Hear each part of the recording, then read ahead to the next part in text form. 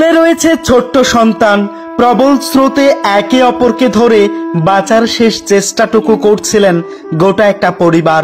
মা বাবার সাথেই ছোট্ট বাচ্চাগুলোর চিৎকারে যেন আকাশ বাতাস কম্পিত হচ্ছিল। জলপ্রপাতের সৌন্দর্য যেন ক্ষণিকের মাঝেই ভয়াবহ রূপ নেয়। একই পরিবারের 17 জন এই সুন্দরের কথা জানলে হয়তো তারা এখানে কখনোই পা রাখতেন না।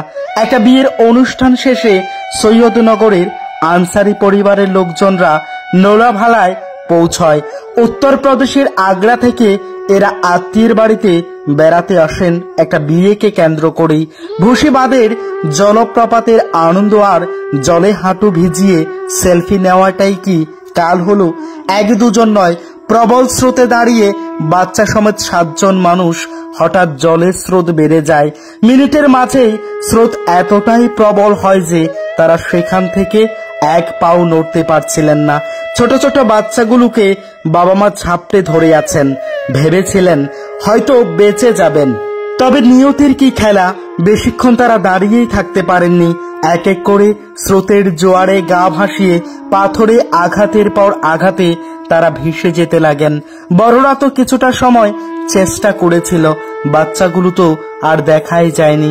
পরিশেষে 2 জন বেঁচে ফিরলেও বাকিরা চলে যান না ফেরার দেশে।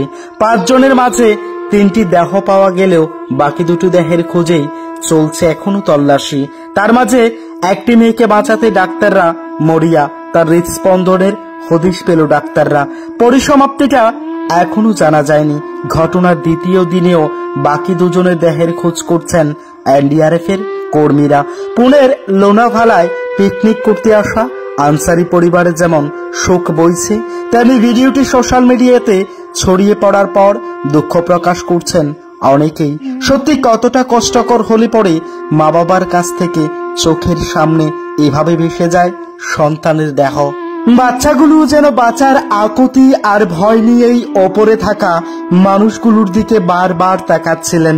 কেউ গাছের গুড়ি, কেউ বা বনলতা, নিজের পরিধেয় বস্ত্র সব নিয়েও পারলেন না বাঁচাতে বাচ্চা সহ মানুষগুলোকে।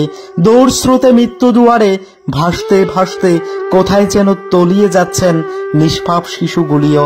হৃদয় ছোঁয়া এই ভিডিওটা সত্যি চোখের কোণে জল এনেছে আমাদেরও। ভগবান, ঈশ্বর কিংবা আল্লাহ তাদের মনের জোর বাড়িয়ে দিক।